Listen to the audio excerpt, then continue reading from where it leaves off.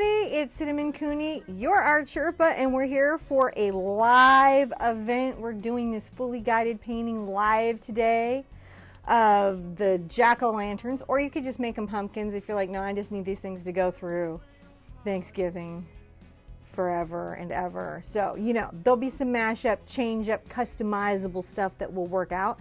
I have missed everybody a bunch. If you're brand new here and you just stumble in this live event, basically how this works is I'm going to show you every single step of completing a painting, and today has an unusual twist.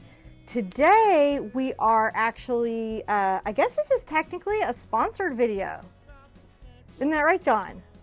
Yeah, I guess it is. It's technically, the reason we're like it's technically a sponsored video is that we've been doing business with this company for like 2 years since we started on YouTube. So when they approached us, we're like, yeah, we'll talk about you. It's not like we don't use you every day. Right. So it's sponsored, but it's sponsored from a real genuine place. We're going to be doing an image from graphic stock. We have some permission to paint that today, and I'm really excited about it. John, can we see the picture? Yeah, I think we can. Let's see here. I can pull it back up over here. I think it's. Whoop. None of that is the not picture. That one. Oh, there it is. It's on media 1. Somewhere is the picture. And this is live. There it is. There is the picture. Isn't that gorgeous? Now I've edited it a little bit. In other words, I've cropped it and readjusted it in my mind. But that's what we're going to be painting today. There is going to be, in the description where I like to hide links and traceables and materials and things that you might need to know, there is a 7-day free trial that Graphic Stock threw your way. So, also, John has the link. I gave it to him, and he can post it over in the comments. Yep, I'll put it up in the comments here. To the exact image that we're doing. Why am I doing this? Right? Well, I usually do a painting, and then I show you how to do the painting. A lot of times you guys like to paint from photographs. And I know that that can be really confusing and really challenging. So I'm going to show you how I work out painting from a photograph and converting all that visual nonsense and simplify it down and correct it and put it into a painting. And you guys can do that with me. I think they can pause me or do stuff, right? So if they want to go get the image or that's right, pause, whatever, fast forward, they can do rewind. that. Yeah, we have all that's working, and of course it'll be available live. It'll be available on demand after the show. On demand after the show. I think the most important thing I've got going today. I had some really cool stuff for Sippy Sippy, but I had to take some ibuprofen today. So I believe that whenever you take ibuprofen or Tylenol, you should definitely not have any other kind of Sippy Sippy. So I've got pumpkin spice latte. With soy vanilla creamer. That sounds good. It's actually really delicious, so I'm not feeling all that disappointed. 16 by 20 pre-gessoed canvas. I'm going to be sketching in today's design with the Economic Artist Loft watercolor pencil. Not a sponsor, that's what I bought them because they were $5. Assorted acrylic brushes with Teflon fibers. I'm mostly using Creative Mark, like these. It's like a filbert, right? Ebony Splendor by Creative Mark. They are on sale. They can be pricey on the regular price, but listen, Jerry's Artorama, not sponsor, lists these all the time on incredible discounts. You can get them. If you can't get to those, the Simply Simmons by Dollar and Raleigh, I have really been liking. Now there were some comments out there earlier saying that they've been having trouble finding a local craft shop that above a Walmart. A lot of folks are having trouble with that. What do you think about Amazon? Is that a good place for fulfillment of some of this stuff? Amazon does have some of this stuff. Amazon has Creative Mark. Amazon carries Liquitex. Amazon carries Golden. I don't think Amazon carries Matisse, but they carry all the Dollar and Raleigh too. So there's options out there for people in the remote areas. And Dick Blick. Don't underestimate the Dick Blick. Don't underestimate. Jerry's Artorama is online. Oh yeah, they order online too. Go online. And you know, maybe we should do an adventure where we go to Walmart, buy supplies, and come back and paint from whatever's there. Yeah. Right? The Walmart adventure, which will again be not a sponsored video, but this is sponsored by Graphic Stock. That's right. And they gave you something, so I appreciate that, even though we've used them for like 2 years. We're painting with acrylic paint today. Yep. If you're brand new, we're painting with acrylic paint. And here's the colors that we have going. We have phthalo blue, cad yellow medium, yellow oxide, or sometimes called yellow ochre, that got John yesterday. That's my favorite color now. Mars black, burnt sienna, different than raw sienna, cadmium red medium, dioxazine purple, and titanium white. Place that you can save money if you want to buy the pro paints but cut back your budget a little bit is to buy the hue instead of the true cadmium. If you're doing a student paint or a mid-grade paint, they've already done that for you. They're not going to give you real cadmium. So you don't even have the option to poison yourself if you were to eat paint. They say no to you. You've got to really drop some money to do that. I don't know. That's not going to be funny if anything ever happens to anybody. Oh, and sometimes people can have an allergy to cadmium. Yeah. So we should be careful. And so our kids are running around in the background. You can probably hear them. Got my fall hat on, and I have my little Loyola. Oh, this says ArtSherpa on it. You may be able to get the show close-up camera last time. Maybe on the close-up camera. Close-up camera? Oh, there it is. Isn't that gorge? Oh, there it is. You see it. It's ArtSherpa. I love her work. I love her work. I just love it. And Bill can send me stuff anytime. I've got some cool viewer mail stuff coming up. Ooh. When are we going to do that? Depending on Soon? how you're feeling next week. Next week. It's really dependent on how John is feeling and his schedule is how we're up. Oh, and you guys know Cat Bat's coming. Cat Bat of cuteness. I'm excited about Cat Bat. Hopefully it will edit out well. It's good. It's looking cute. So I've also got a cup of water and, towel to wipe my brushes off on. Basically, wishes. Got to put one on this canvas. So since we're coming up to the holidays, I'm going to wish that everybody in the Heartist community is with the people that they love for the holidays. Yeah.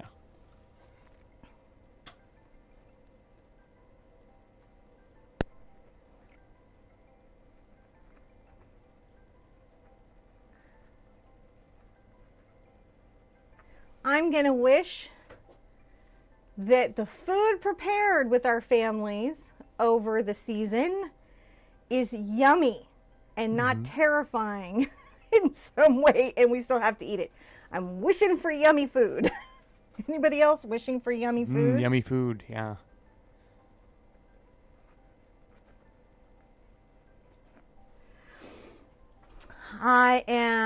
Of course, there's a group of, there's always people in our community that are going through some health stuff.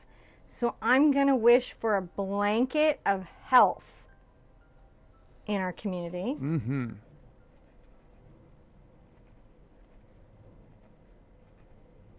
then I'm going to wish for something kind of weird here, John. What's that? There's been an interesting, I don't know if I want to call it a collective consciousness, but there's been like this energy where I have heard or observed intolerance for people that are different. Differently abled especially. Oh, yeah. And what I would really love to see, if I could wish for anything in the universe, if I could organize all the angels in the universe to do something, is just a little more tolerance and a little more compassion, where we just take a minute and take a breath instead of just rushing to judgment about what somebody can do, what somebody's capable of, what's happening with another person, and discover it. I would love that. Is that weird? Is that a weird wish, John? I can't tell. I think it's a good wish. You know what I'm saying? Yeah. I think that that's important. One of the fabulous creators in the CAC, actually a couple of our fabulous creators in the CAC are hearing impaired, and they have gotten very negative comments about how they talk. And I happen to know something about this. It's very difficult to get language back if you're born without hearing, or if you lose hearing. It's a lot of work.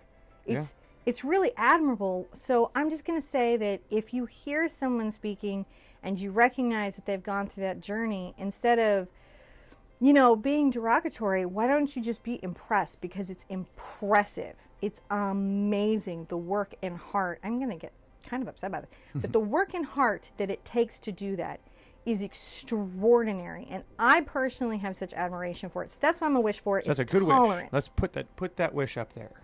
Sorry, I got on a soapbox in it. That's okay. We need more. Just Enough with this. Can we not just celebrate each other instead of take each other down? Not that that happens. I've seen a lot of love and kindness too. Can we Because of squeeze- course a bunch of love and kindness came in support of people when that happens, because most of us are that. But just if you're on that fence, just take a pause and think how hard it is to learn how to talk again, or how hard it is to learn how to do something if maybe you've lost sight, or, you know, just appreciate another person's journey just a little bit instead of judging it. Yeah.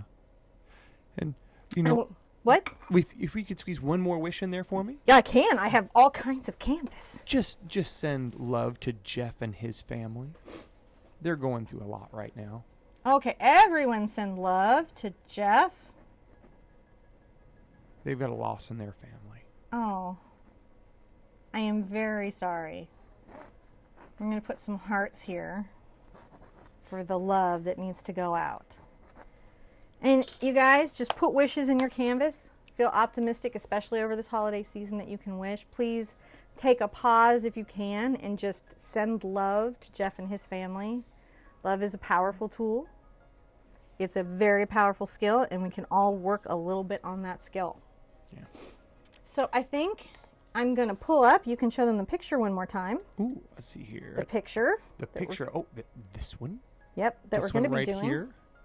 And I'm going to be reaching over and touching my phone periodically, and hopefully no one's going to call me or scope me, because I don't think I remember. This is the time when all the everyone who has your phone number on live is going to be like, ha ha ha, time to prank the Sherpa. It happens. And I'm going to sit there. I'm going to do something I usually don't do. I'm going to work a little bit with black today. Oh, I don't normally do that. why don't you normally use black? Because it can gray out colors. But I'm adding a little phthalo blue to it, and what it gives us is almost a Payne's gray, because we're going to do a gray background. And so in this particular case, grayed out color is what we're looking for. I didn't sketch my design in, did I? You didn't tell us how you sketched it in. I mean, I sketched it, but I didn't tell you how I did it. So I'm going to tell you kinda real got quick. excited. Wow, is my kit not together? Well, it's okay. So the first thing I'm going to do when I'm looking at my picture, Is why don't we pull that close-up cam in? here's this. Can you see it on the phone? Yeah, we can see it on the phone. We also have one right here. Okay, you have it on right there. Let's see. I'm going to See it? crop very close to the smaller pumpkin's line and make it more the shape of my canvas. So when I come in here, I crop. And that's one of the first tools that when you're trying to do a picture, when you're trying to get a picture, right? Crop, look at it, level the horizon line. When you have a photograph and you're trying to change it, first check is the horizon line level. If it's going like this, you're going to need to crop and level your horizon line, or your painting is never going to look right. And then also look at the dimensions of the canvas you intend to do it on and crop similar dimensions into your picture. And that can sometimes just mean cutting it with a pair of scissors. Now when I'm looking at this picture, I'm looking at the placement and where my imaginary horizon line sort of is, which is really right about a third up. And that helps me anchor my little squashes. So they're sort of this little oblong-y round shapes, and the first thing I'll do is I will lay in their basic round shape. And I've got, this one is going off the canvas. Never be afraid of letting your images go off the canvas when you're working from a photograph. Next to him, and I'm very lightly sketching around, is another little pumpkin shape. Why don't you pull up on the close-up camera, because I think we can see a little bit better on the just pull up. Oh, there we go. Yeah, you can see that a little bit more there. A little bit more. You can kind of start to see it come in. I'm sketching light, and then in a minute I'm going to show you, I'm going to sketch a little heavier. Yeah, sketch a little heavier so we can see the... Well, in a second, I've got to lay in my circles, right? Ah. So here's the thing, and then I know I want this to be more of an egg shape. Once I have the placement in, I can look at my photograph. You guys look at your photographs. And I can start to look for the little details of the shape. Like on this one, it has these sort of little bumples. Let's see if I can, oh yeah, it's showing in. Yeah. It has these little bumples. Is that what they're officially called? No. Oh. But that is what I call them when I draw them. And I know I'm going to have a stem, and because I want it to feel like the pumpkin is facing forwards, I know the stem needs to start from here. And so I'm going to draw in my little odd little stem base where the vine connects to my squash. And I'm going to make the stem coming off and make a rounded little smile right there. Now listen, as always, what are we going to have? Well, you could actually just print this photograph out and put graphite on the back and trace it on your canvas. So you don't really have to go through all this trouble. Now when I've got this pumpkin, I'm going to come and I'm going to start defining the lines of what I think is happening here. Defining these lines. I'm going to give him his little stem. Curving it up. He needs a little leaf coming off here. Listen, don't let drawing, when you see me doing the drawing, you're like, I'm never going to draw that in. Don't let drawing be the reason you do or don't do a painting. Right? Because tracing really works. And tracing isn't cheating. You know, when we're in school, we're taught that tracing is cheating. You're cheating. I don't know how that is. I thought that when I was in school because I was certainly told that. Right? The tracing, I'm going to make some just definitions so I know that there's this going on. Now I'm going to put in these little triangles because I'm going to have jack-o'-lantern faces. If you just want pumpkins, skip this step. Okay, guys? If you just want some pumpkins, skip the jack-o'-lantern step and paint them in. If you saw my leaf painting, right, where I painted on a leaf, this is very similar. That was also from graphic stock. We just didn't have our kit together to say, check the description for your 7-day free trial. Now, I know on the eyes, you just real quick threw in those triangles there with another line on the inside. I did another line on the inside. And that's to say, that's showing the depth, the thickness of the wall of my pumpkin. Ah, okay. So this here is the thickness, and this here is the thickness. And because it's rounded, that's why you see these opposing sides, because it says it's rounded. That's what it tells me about my pumpkin. I'm going to come up here. He needs a little stem too, with his funny little shape. I can come off here with a little bit of this fun stuff. I'll show you, actually I have here, while I'm drawing this in, see here's how it would look if you just were to do something like this. Really, why am I holding it so wonky? I don't know. Why are you holding it so wonky? See, that's really all it is if you were just to do it in the canvas. But we're jack-o'-lanterning it up because I am still feeling my Halloween. Now these eyes are kind of interesting. They're almost like the Star Trek the camcorder. You know the little communication badges? That's the shape I think of. There's probably a more sensible shape that a person would think of, but I'm kind of a dork. The little communicators. So I think of communicators when I'm drawing this style of eye. Because I just can't help myself. And I've got these inside lines that show this. I'm going to come down, come up. You know what? If you guys remember having Ian and Todd over here, you don't have to have this style of pumpkin, right? Mm-hmm. You can have indifference pumpkin if you want. That's what true. Todd went for. He was like, I'll take a very indifferent pumpkin. And I kind of sketched in just to remind myself there's some leaves and maybe I'm going to pop some acorns up here. But for the purposes of drawing, painting everything in and blocking it in, I don't need to have those there yet. So I'm not gonna. Now I'm going to go back to what I was doing with my Payne's Gray. Boy, am I going to get some commentary on this. Like, you have no idea where you're going. Sometimes not. Everybody seems to be enjoying it. They're having a good time. There's a lot of first timers out here, I think. It's normally more organized than this. Sippy, sippy. Sippy, sippy. Yeah, you could do sippy. There's some disclaimers that are going on out there that I think are funny. But they're like, no, she normally isn't this lost. Well, no, it's just like she's fast and you have. Pause me. There's no speed well, there is speed painting, but there's no speed in this style of painting. Your speed is the right speed. Yeah. Mark put out a great like little warning, like if this is your first time, don't worry, just pause. Just pause me. You guys don't even know. On Periscope, I'm gonna start doing my 10-minute paintings. You don't even really know how fast I can go. I slow down a lot. You should pull the up close camera up there. Okay, you like that up there in my little corner? Your nausea cam. I feel like it's. Oh no, it's actually in the LCD. It looks like it's got a really crazy. Come back, pumpkin. Oh, you know what? I don't even need my phone. My monitor has the picture. I told you. Wow. Wow. Wow. That's pitiful, isn't it, sweetheart? So I'm going to be quite dark up here. Now, if you were painting this, you might get really caught up in the folds of the weird moving blanket they put behind the pumpkins. And that's what I believe it is. They've got actually a pretty good photographer on the site. And we're going to be doing, because once they, took care of us, I was like, oh, wait, I can use graphic stock on my show. We're going to be doing some holiday and some designs from there because they have some good stuff. Oh, yeah. To use as reference. And that's a hard thing, is like reference photos that you can use or designs that you can use as a jumping off point. Now, this would not be a good thing to say, run and open up your sip and paint with. Because graphic stock might object to that. Because, the photographer who designed this photograph would be like, that's not really the use policy. But for the purposes of us painting together, you having a painting and giving it to a family member, even selling it to a family member, we're pretty good. Don't start up a t-shirt business. Is that about right?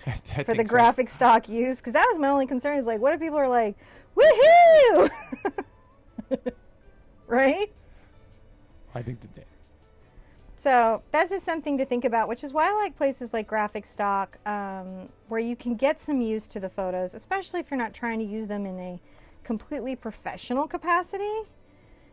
They hire some of the best, most talented people on the planet, and it can help you get through the designs, which is sometimes the hardest part. So it's a safe place to, say, jump off and maybe start to try to work from a photo. Yeah. Right? Like, I love Paint My Photo because it's free, but sometimes people put up photographs that require a ton of editing in your painter head to make it a painting. And it can take a little while to learn what makes a good painting versus what makes a good photograph. Because sometimes things are great photographs and terrible paintings. I get sent a lot of pictures like, how do I paint this? And I'm like, don't paint that. It'd be terrible painting. It's a really cute photograph. Look at that cool fisheye lens he used. Don't paint that. It will not translate. It won't. It won't. That used to happen to my mom Ginger all the time. There were some interesting paintings that came from that. Yes, there were some interesting paintings that came from that time. Yeah, like some forced perspective work that was like, wow, it's strange. It was good, but it was just like... Yeah. I mean, because your mom can paint like... She can paint like anything. Yeah. But it gets anybody. That's the thing you don't realize, is it can get any of us. And sometimes experience is saying, I'm not painting that photo. I love your dog, friend. I love your dog, and I want to celebrate your dog with you and paint your dog, but you go back and get a better photo of that dog, please. What's funny is that, like, a photo, like you can look at something that would be a really good photo, and then when you turn it into a painting, it doesn't look real because, there's so much subtlety and color and light and stuff that we rely on that just doesn't necessarily translate in some paintings. That's a perfect way of saying it. It doesn't translate. It won't translate visually. Even if sometimes you're a high realist, but you've got to be like a high realist. Yeah. To do some of the more extreme photos. So you've got to get an eye of like, will this paint? Or will this paint for the set of skills that I'm at? You guys sometimes have some very good taste in what you'd like to paint. You're like, oh, I would love to paint this. I'm like, I would love to paint that. It's a very pretty piece. But it would require a huge amount of skills. Yeah. It seems like translating paintings or photos to paintings has a lot to do with understanding gesture and design. Yeah, it does. And then knowing how to fix it. So there's just a bunch of skills that come into play once you start doing photographs. And we'll do them on occasion for just our community. We realize these aren't the, like, here's your painting already designed and worked out for you. Piece. But, that's on the leaf over there if you want that. You can just do that painting from the leaf bigger. Yeah. I really loved, Mark did a really good leaf. Stephanie did a really good leaf. Oh, man, it's escaping me right now. There was another really good leaf in, and I want to say it was maybe Victoria, but I don't think so. Did a really good leaf. If it was you, shout out because you know who you are. Because it was really, she did 2 leaves and was really good. And it's just, I'm having live brain, where it's like I'm live and now I can't remember the information that I needed to know. That's okay. It just happens. Is that your background? So right here, we've got this background in, and you can kind of see it's very painterly. John likes it when I hold it up to the camera and Well, show see, you. that one gets the better blue. See, the other camera loses so much of the blue hue on that. Yeah. And that phthalo blue there is so That accurate makes on there. such a difference. When we paint these pumpkins in orange and we have this blue, wow. Makes a big difference. Now, I'm not even going to rinse my brush, guys. I'm going to come over and I'm going to get some of my purple. Well, I think there was an ask for some sippy. How quickly you're going? You guys can pause me. They can. But see, no. You don't got to listen to everything I say. It's not all gold. Sometimes I get on weird little soapboxes and I'm like, be nice. Well, see, Darn it. There were so many comments. We needed to make sure we wish Mona well. Oh, yeah. Hi, Mona. There's a comment on how nice your hair is and your hat. Thank you. It's new hair. Are you guys catching the new hair? The bright, get some fire red happening. Mm-hmm. You like it? Well, it's an ombre and there's some purple in here now. I don't know if any of the purple highlights are picking up. Are we seeing any of the purple? Oh, yeah. Okay. We got occasionally orange and purple and red in there and some pink a couple places. I got some YouTube hair. YouTube hair. You're happy about that. Am I happy about my YouTube hair? Yeah. Yes, I am. Because if I got to go to these conventions with these kids, I'm going to at least have some YouTube hair. So. It's like, well, I can go to a really good hair salon, so So now you can sippy and we'll sippy and like that's not good. We're live and there's no bathroom breaks. I'm live and I'm drinking coffee. I'm just the trick. Think this one out. So this is when we have to go to the backup puppets. The backup puppets. All right. I'm just saying it's going to be a problem in a minute. Think about these things live. What was it with the show we were watching? Manager. It was in Limitless. Limitless, that's right. Manager drinks.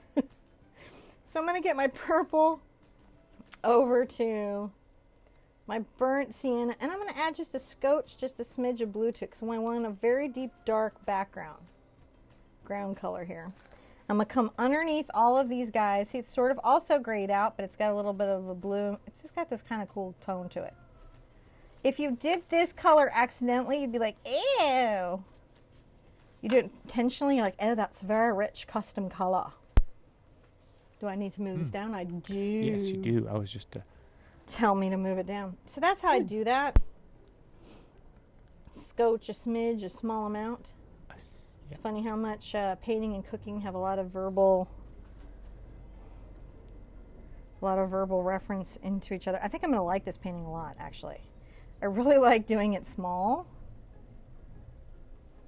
And I'm excited about doing this. I hope everyone's been enjoying the paintings coming in. I've noticed a lot of commentary about Mark is missing a zombie. Is he? Yeah, like I owe Mark a zombie. And what the heck is up with that? And I'm thinking it's probably true. We'll have to do a Halloween...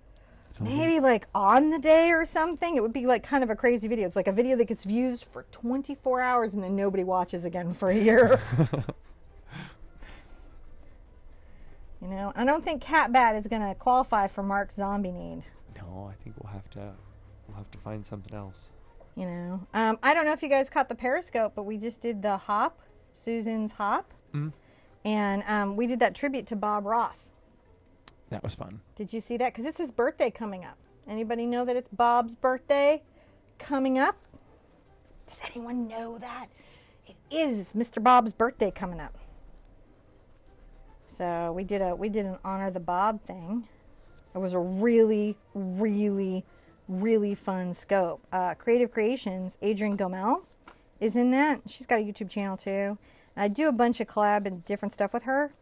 And she did Bob writing on the brush. I made John come in and look at it. Mm-hmm. I was like, look. So that's October 29th, right? I think so, yes.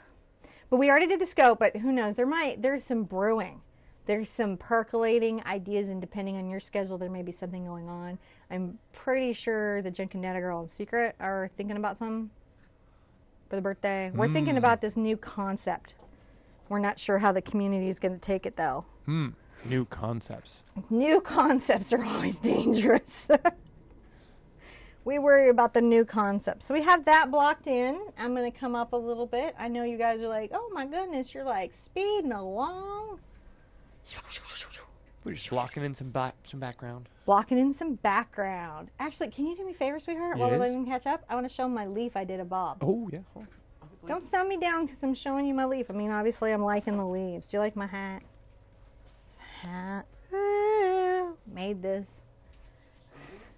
Huh? Just the top leaf, the Bob Ross. It's on top. Can't you see it right there? The top. No. Just bring me that box of leaves and I will look. I don't know. Look at that. Right there. Okay, it was underneath that. It was underneath.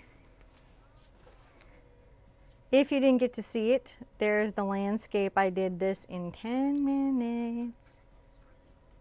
I think it's pretty cool. I don't know if anyone thinks it's cool. Don't worry, I'm not gonna make you paint on a leaf again. That's how you get like cat pressure. Cat pressure. This is how you work out light pressures. You paint an unglycerin dry leaf and try not to crack the sucker, and it helps you lighten up your hand. So I just wanted to, for reasons I don't know, I just wanted to show you because It's fun. Yeah, it's fun, and I like to share with you guys because you're like my art family, and I do that. All right, we're gonna block in. We're gonna block in our pumpkins, and I actually initially picked up a filbert, but I realized when I'm painting something in that I might have to go sharp edges around, I actually will switch to a bright or a flat wash. This is a bright by Simply Simmons that I've sprayed with fluorescent paint for the blacklight painting parties. And I'm going to come over with a little bit of my water and pull out my red. Now, what I'm going to add here is just a smidge of phthalo blue, because that's going to darken my red and take it more to a deep brick color. And that's what I want, is this deeper brick color. Very dark. Not purple, though. It's interesting how it won't make purple. You'll be sitting going, I thought I was watching Millionaire and they said red and blue make purple, but clearly not. That's because Cad Red and Phthalo Blue do not make purple. But this is a deep tone that I like to start my pumpkins with. And we're just painting that in. You don't need to be too neat. Now, if you're a neat and tidy person, by all means, neat and tidy it up. Actually, I might even take this up in the stem. It's just such a nice dark color. I'll put all that back in. Such a nice dark color. And this is about a 1-inch wide Simmons. You know, something that can mess you up is a new painter grabbing too small of a brush, too big of a brush, the wrong brush. It's very rare that I run into somebody I think, well, it's just them, they just can't paint. Actually, I haven't run into that. No, so can you pull that up to the main camera when you get a chance so we can see how the color really looks? Because yeah. it's not as bricky. Pull it back up just a little bit. There you go. Is it shown? I can't tell. Yeah, it's a darker color. It's just hard to tell there. We're gonna have to. Yeah. We're gonna upgrade that camera, guys. It's the close-up camera is the one that doesn't have. We're just gonna upgrade the close-up, aren't we? Yeah, we're gonna upgrade. Well, actually, all 3 cameras hopefully soon. We say that, but you know that's like based on a lot of money. A lot of money that for our hobby.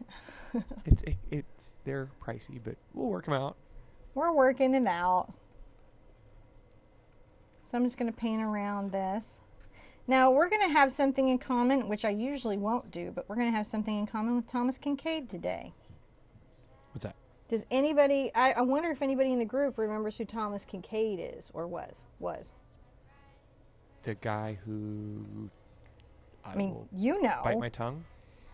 Yeah, you be good, because we actually know him from the art show circuit, so we have some maybe other opinions that the regular public might not have. Painter of light. Painter of light, the painter of light. And so you would go into his galleries, these little galleries that they set up, and they would dim the lights, and it would appear as if all the windows were glowing.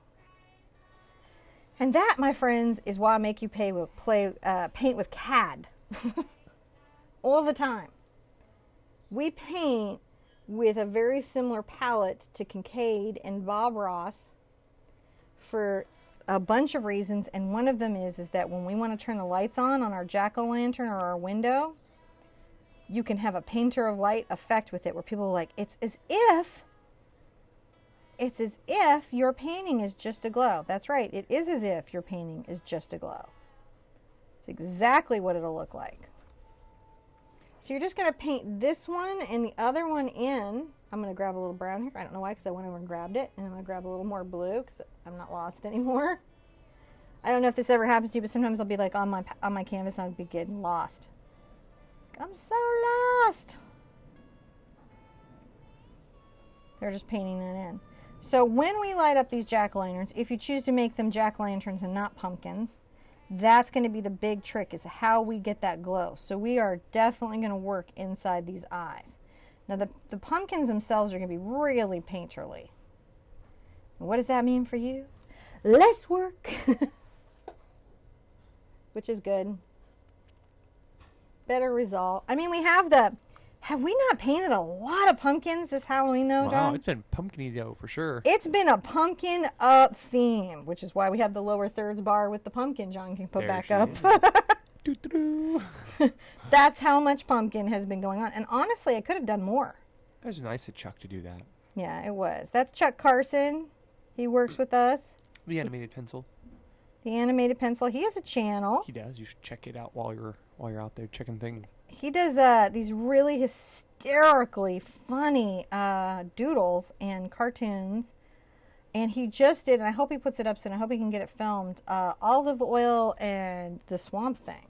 Oh yeah, that was really cool. That was super cool, wasn't it? Yeah, it's definitely in his style, and it's very unexpected. It is. It just had me cracking up. He does really well on Instagram. So I'm painting right here. I'm going to come in and get this guy put in with the same. Now, an interesting little trick that I, an experienced painter, will do is I'll make sure that whatever value or tone that I have here, let's see if my up-close camera can catch this. I'm going to even go in on it. You can see how I just added just a little more red to my mix than was over here on this pumpkin. You want to go back over to the palette and then sit and show that again? So when I was taking the blue over, right, I just made sure that this mix was just a scotch, a smidge, a shade more to the red than this, which had blue right here. Okay, cool. And these are little things like when you know you have to lay in a bunch of similar fields of color and you need to know, oh, this object stops and this object begins. Yeah, you're zoomed in too close there. Am I? Okay. I'll zoom back out. I just Just a wanted to little show the... That's good. There you go. Yeah. I just wanted to show the variance between these two. Yeah, you can see that. I love the up close cam. Even though like maybe you know,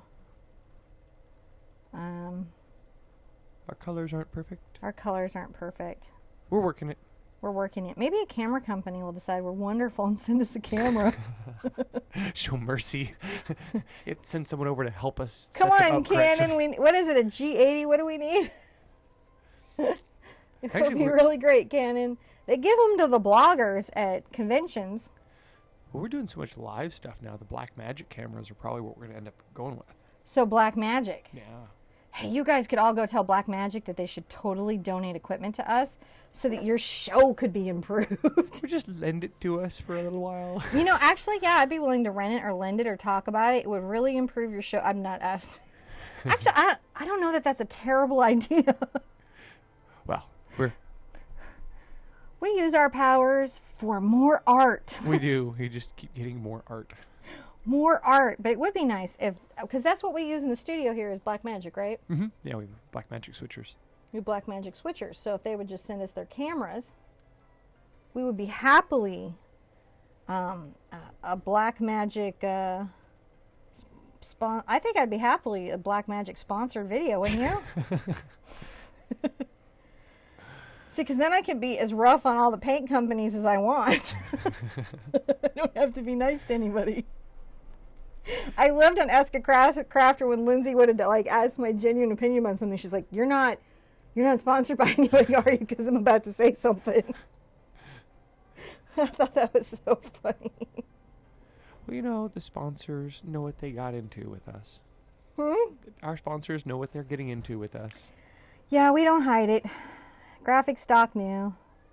But again, we've been because we have a lot of their products. We have their audio blocks, we have video blocks. That's where all our funny video comes from. A lot of it, yeah. We use video blocks for a lot of our stock video footage, audio blocks for some sound effect stuff, and we use premium beats for a lot of the music you're hearing in the background now. Yep.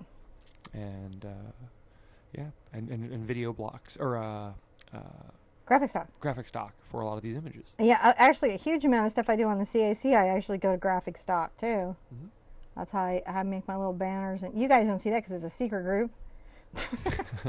If you were in our secret group, then you would know. But you're not, so you don't. Which is like, actually, okay. We're only secret because basically Facebook has a problem with people creating fake accounts and then trying to sell you sunglasses. And we're like, we've got to stop all the sunglass ads. And we're like, we'll go secret. And then you know what you can't do once you go secret on Facebook? You can't go unsecret. There's no... You no just going disappear. back. They just wipe you. You just go dark web. Like, I don't know where I am. So that's in there. How are we liking that? Sippy, sippy. I'm Looking almost good. needing my sippy, sippy microwaved. You might. Huh? You need it microwaved up. It's getting kind of cool. Okay. Pumpkin spice latte. It's becoming an iced latte. And I want it to be a hot latte. Hot latte. So, I'm wearing this weird apron today my mom gave me. Coffee, can we microwave it up? I will totally make what you put it down there, and then you tell me what you're going to go on to next. You get your... What am I going to go on to next? Yeah. I think I'm going to paint this guy in, so let me mix the color, and then Yeah. I'll paint him in. And then I'll sneak off and get you microwaved up while you're painting. That's how we plan to do this in the live set. Yeah. I like to do these weird things that are going to live with my children forever. Just that they get to see how weird you are. Do you think the kids might possibly already know? What'll be funny is that they don't actually they're very young right now, so they're not obviously not watching these. But at some point, At some point, they're going to be like, they'll be coming Mom! back and watching them. I'm getting some burnt sienna, and I'm taking it over to my phthalo blue, and I'm adding a little white to this. I want a blue. And I'm going to paint this guy in. Hopefully he's enough of a different color from... And I just painted out what I drew. That's fine. I might have to... I'm going to add a little white to my brush. I got to make sure that I can tell the line between this pumpkin and the world behind it. So frustrating. So that's one of the big things when you're trying to block in something. I just grabbed some more brown and added it to my blue just in case you guys missed that. I'm just trying to make sure that I can wow, I'm just disappearing the line is all I'm doing. Give me just a second, I'll get it back. I'm just disappearing the line. All right, we'll go more blue. That's what we'll do is we'll add some more phthalo. I'm adding some more phthalo. You can't see it, but I just grabbed some more phthalo. And here we go. See if you can see this on the cam. I'm gonna wait for John because now I'm going bananas. I'm going bananas. I'm just going. They're like, what? Wait, what happened? What is she doing? I don't know. She's going crazy. Well, luckily they won't be actually knowing how bad it is. All right, we're gonna get some more blue. Because you're on a I'm delay. gonna come here and I just need to make sure that I'm telling a different story about this space than the background space. We're gonna come back with so much white and so much everything here that it's not. This pumpkin, the white pumpkin, is actually quite a lot of fun to do. You can even grab just a smidge of yellow ochre. And we're just trying to make sure that our little tail, our pumpkin tail, he does not have a face. He's just a little ghostly pumpkin. And boy, this year all the projects everywhere have been paint on the pumpkin. Which you could paint any of the Heart Party paintings right on the pumpkin and just stick those little suckers outside and your neighbors will be like, oh my gosh, you're so trending. I don't know that anybody's neighbors actually say trending. I have friends that say trending, but I don't know anybody's neighbors say trending. My friend Claire will actually say trending to me. She'll be like, you're so trending right now. I'm so proud of you. Speaking of, share. Yes, please. Tweet. Please take your time to like, comment, and subscribe. Share. And share. Yeah, well, please share with us our thing on your Facebook page, on your Twitter, on Instagram. Let people know what we're doing. That really helps get the word out for us. Yeah, when you guys post this stuff up and you link it back to us and say Heart Party, you share these broadcasts out during the broadcast. Like when you guys all just uniformly share a broadcast, boom, our numbers just go boom. Yeah, and I mean, like the thing that you could do that would make us the most happiest is share this, because I mean that's and paint with us, of course. But obviously paint. I'm just messing with you, sweetie. And post the pictures. We love seeing the pictures. Yeah. I love seeing the pictures that you guys paint. Yeah. That's I go up on Facebook, and that's the really only reason I go there. It really is the only reason he goes there, is to see y'all's art. Just it. He hates the Facebook. Oh, I don't hate Facebook. I just like Gollum hates it. I'm not a social creature by nature, I guess. I don't know. No, I think you're just not a social media creature by nature. Yeah. I don't know what it is. But I like going out there and seeing all the paintings that everybody does, because that's, that makes you the happiest. It does. So I love seeing that. And so please post the pictures up, share. Post the pictures up and share. So we're going to do an interesting thing here. We're going to get a little of our cad red over to our yellow ochre, and we're going to make this weird kind of, I don't know, it's not a bright orange because it's yellow ochre. It's like, because the yellow ochre has a little green in it. It's one of the oldest colors.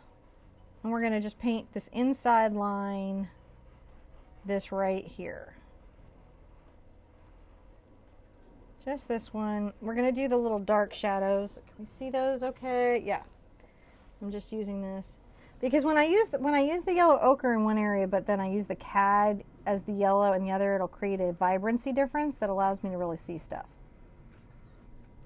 And we're just blocking this in. This is when you block in what's happening in a painting, what you're actually really doing is an underpainting. And you can kind of come right here and add a little bit of this underside that would be just this lip, saying that there's this inside lip that you're seeing. Go ahead and paint in the Star Trek calm. Wouldn't it be cool if anyone from like Star Trek franchise ever painted with us, John? And they were like, yes, it is exactly like this. I just wonder like what will happen over time, because I think this painting thing is going to keep taking off. That would be fun. I do, don't you? I think more and more people are going to take this up as a way to just manage their day. Yeah, it would be really fun to have George paint with us. Right? Yes. I'm just saying. Just saying. Get a little more yellow ochre if you need to. And you can pick up this highlight right here and even pick up under the nose. We're just creating these values. Can we see those? Can you see them? You can see them. Okay, I just don't know what we can see. What can you see? Can you see? I'm like one of those horror movies. Can you see? Been watching a lot of Doctor Who lately. Mm-hmm. It's also fun. We have to have some more people in the studio soon, because that was a lot of fun. I really liked having guests in the studio. Kim was in Houston for like a nanosecond. Yep. But it was my daughter's birthday, and so we didn't get to see her. So hopefully when she comes back at the quilting show, because she said she might come back for the quilting show, which, as you know, John, Simon does the quilting show. She does. Check the hat. Do you think I do the quilting show? Yeah, you don't really just do the quilting show. It's sort of an event that happens. That was like all the mockery I had for VidCon was based on, dude, you're not even like the quilting show. I'm at the end of the quilting show going, I can't shop or find any more fabric. I can't look at another quilt. At the end of that show, at VidCon, I was like, let's just try to get this clump of kids here. To get that clump of kids here. Like, merchandise, people. Merchandise. Mm-hmm. I would, if you had a Cupquake shirt, if you'd had a Cupquake shirt, I would have bought one for me, my kids, and everybody. A Cupquake stuffy, I'd have come home with a Cupquake stuffy. That's true. Yeah. But don't get Graveyard Girl as a stuffy. Who wouldn't have one of those? That'd be kind of weird, but I would so Actually, take she it would. home. I can see her having a doll line because she's into creepy dolls. She could actually. Oh yeah. Can you imagine like Graveyard Girl doing a thing with like one of the doll girl lines? Oh yeah, like Monster High. Monster High. That's what I'm trying to The think Graveyard Girl Monster High doll. of. There you go. That's what would buy it. Yep. Give it to the kids. So that's all I'm saying. If I were to say something. All right, the next thing that I'm going to do is I'm going to take the little bit of this red over to my yellow. A little bit of my red over, and I'm going to make quite a dark orange. It's not going to be a bright orange, it's quite a dark orange. And then I'm going to also put my finger in my phthalo blue paint. Ooh, don't put that in your paint. Well, phthalo blue, don't eat paint, but phthalo blue is apparently less dangerous to eat than cat. And I'm going to paint this darker orange in here. We're going to come back with brighter colors, guys. We're just working this out right now. That's what we're doing.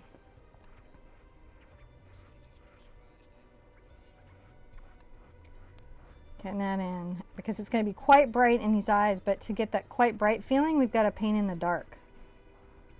So this is fun. I hope you guys don't mind doing this with your Sunday.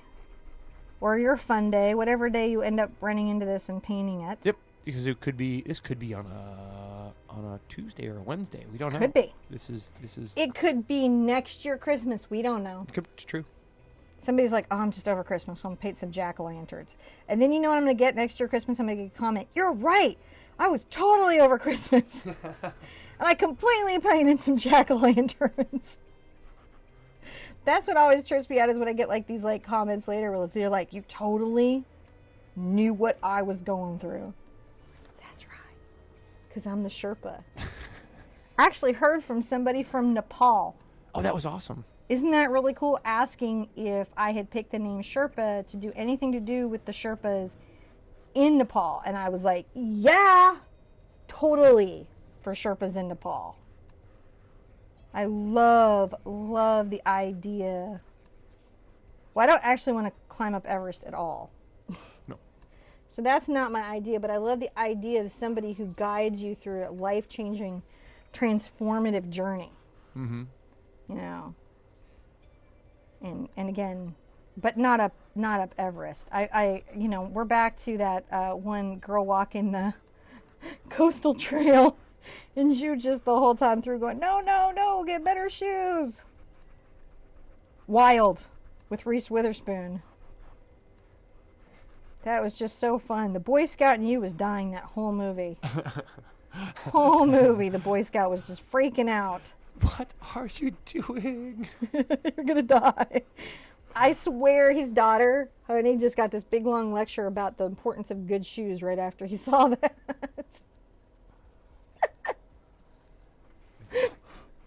Just in case she decides to lose her mind and overpack a backpack. You know? Really good movie, though. Yeah, I liked it. It's funny. It freaked John out, but I liked it. Funny in the sense, like, you don't throw your shoes down a mountain. Yeah, no matter what's going on or how frustrated you are or how intense that spirit fox is, keep your shoes. Yeah. It's just so funny. It's the Boy Scout. You may not know this about John. I don't know if there's anybody out there who's also one. John is an Eagle Scout. I am. I'm just saying, it was a dateable feature. I liked it. Just saying, selling point on you way back in the day. Like, oh, he's an Eagle Scout. And actually, that really is something. That impacts a person's whole life, in my opinion. It does, yeah. I have noticed when you run into other Eagle Scouts, you guys are a community. Well, yeah, I mean, there's a lot that's taught there, for leadership and, independence and understanding of, sort of a moral compass. So. How to not eat a snake. Or how to eat a steak. Or how to correctly eat a snake was what they ended up covering. I think that's what you end up learning is not that, yeah, you really shouldn't eat a snake, but if you're going to do it, here's the right way.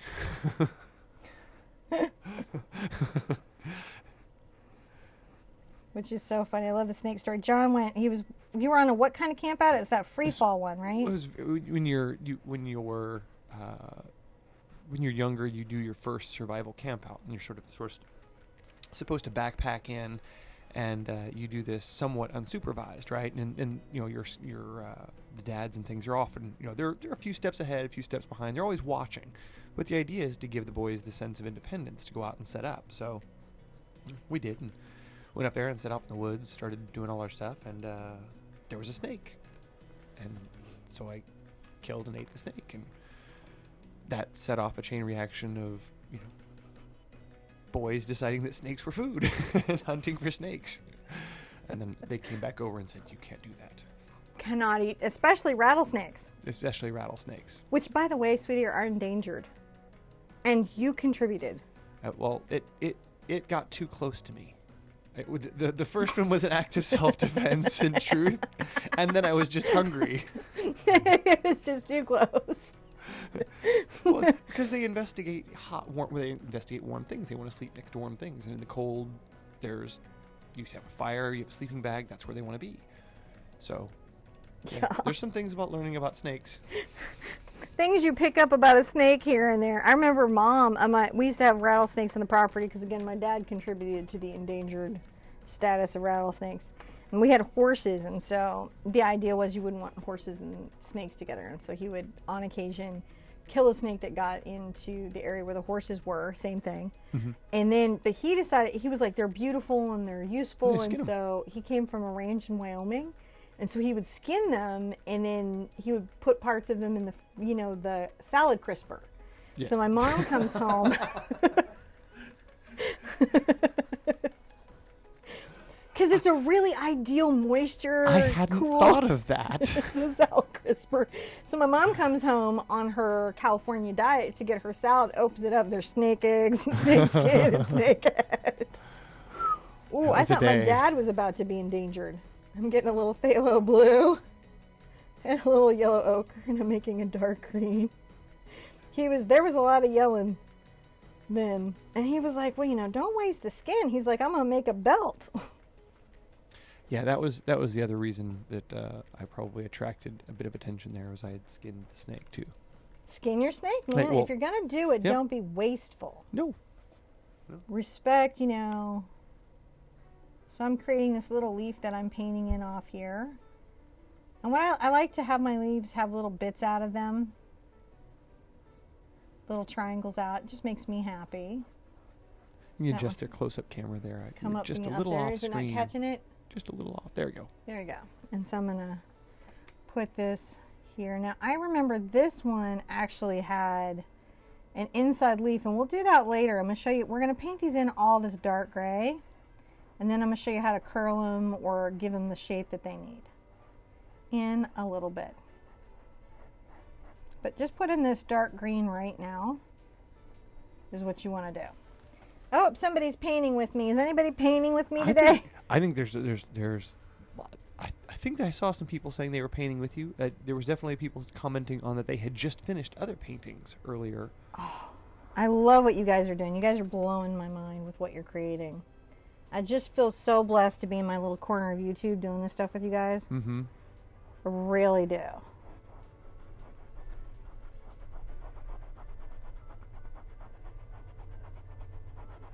I've got a bright here is what I'm painting with. I give the full list of brushes that I think that you should have in the description always, and I've got a pinnable on Pinterest. But basically, uh-oh, my sound cord's all up in my shoe. I'm gonna fall down. Are you okay? No, I'm gonna. It's okay now. Woo, that was almost an exciting viral moment. Cuts to red. Oh no, John would never cut the film even if I went down. Yes, I would. No. Don't you ever cut the film. Although, did you see Ian's video that he just did with where the cricket got stolen? He did a really cute video. No. You have to check it out. It's really cute. Ian, your cricket got stolen? No, he did a little video. It's a Halloween video. It's a Halloween video. It's a Halloween video. Oh, okay. No, but what I'm gonna do after I'm done filming here, I'm gonna go watch that video. And I'm not even kidding. I'm like literally gonna log off while this thing is processing and go check out your video. It's really cute. Because that's YouTube life. And I like YouTube life. I feel really blessed to be in this digital media space before anyone could tell me I don't belong here. Do you know what I'm saying, John? You totally belong here. I know, but you know, like when the people that be come in, they're going to decide who belongs and who doesn't belong instead of the viewers. And I'm just glad I got in here before they get to weigh in. So I've got this dark green. I'm going to come over to my brown. I'll mix some burnt sienna into my dark green. Do that with me, guys. You'll love it. And you made your hat, but where did you get the apron? This apron, my mom gave me, and I hadn't worn any of the aprons that she gave me on the show. So this. Did you know where she got it from? It's gonna be Walmart or Amazon. Walmart. Maybe Zulily. We'll check it out, and we'll see if we can put that in the comments. But later. I get most of my aprons on Etsy. So we're gonna come in and we're gonna paint in our stem here in the little stem top and up the stem. And now here's the neat thing, and I don't know if you can see this on here. Maybe I'll zoom in. It's okay at this stage to let the dark color of this reddish paint shine through. Okay? That's in painting, layering matters. You just layer, in acrylic painting. Not all painting, because this is not how watercolor works at all. This would be a terrible way to paint a watercolor. Wouldn't work out. You wouldn't like it. You know, it just would not be a happy thing. And I do the watercolors sometimes on the Periscope, but I don't do them here on YouTube. I do them sometimes on the Periscope, and I'm telling you, it's just a different way of doing it. And it would be different if it was a chalk pastel, and it'd be different if it were oil paints. You would not paint this in this way in oil paints. For a fact. So I've got all this in. And then I'm going to come over and get my last little stem in, and I will have done the hard and earnest work of laying in my painting. So now if you'll remember, our stem came down a little bit into this pumpkin and had a little friend going around it, and that's what made it feel like it was tipped towards us a little bit. So that's an important thing to sort of recreate if you can. And so I'm going to come around here, creating this little stem brown. Everything okay? I hear you typing. Oh yeah, I was just I hear the tippy you're typing. just commenting out here to our What's going on? Catch me up. I'm painting a brown stem. Make sure I'm in with the group. I don't want to feel left out. I'm gonna get a little yellow ochre. There were some comments that some folks were asking about the new red service and how you know the different things were going to be taking effect. The now, red. Okay. YouTube so red, and I have a whole thing. Did you already tell them, or I know? Yeah, I just said that it's basically it's a view time now, not view count, and we're going to be just fine. We have very long videos. Lots of people stick around and watch our shows. So if you guys decide to get red, don't worry, it won't hurt us. If you want to watch stuff ad free, that is not upsetting to us in any way, and it won't hurt us. Probably help us actually. This red process will probably mean that we do better. Yeah, it might actually. Well, I mean, that's what they think. But YouTube, we've met the people at YouTube several times. Not all of them, but many people from YouTube, and again and again and again when I meet them, they actually really care about you guys. Seriously, like they're really devoted to the people who watch YouTube, and they're really devoted to the people who create content on YouTube. And I think, this is my theory, I think red is their way to start creating paid content, like becoming their own network or Netflix or something where they have original content, and I think they're moving that way. Yeah, but I think it's a we'll keep you guys informed, but as of right now, I think it's a good thing. Yeah, me too. Scared the heck out of all the creators, though. They're like, I'm not loving it. No, loving it. All right, wild thing I'm going to do, is I'm going to get a little red and come over to my purple. I'm probably going to have to put a little red out soon, aren't I? Come right over to your purple. And I'm going to just carefully I'm just going to darken this space up way down low with this purple and red. You can adjust your little close-up camera. I'm going to adjust my little close-up cam.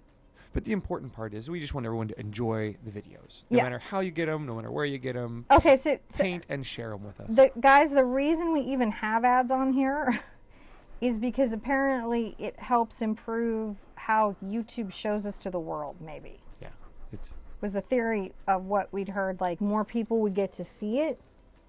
Yeah. And so it is not what is keeping us up on YouTube at all. Yeah, no, and you know, we will, as long as we can run, you know, tasteful, harmonious ads with our videos, we'll do that. We want to make sure that, you know, nothing that we put up there is unfriendly to our community, but as long as that I would absolutely disapprove an ad that was freaking any of us out. Yeah. So we're keeping an eye on that, but and yeah, I'm kind of excited about the ad-free, you know, like actually there's likely a thing if you guys keep all watching me on YouTube Red, you never know, YouTube might pick me up.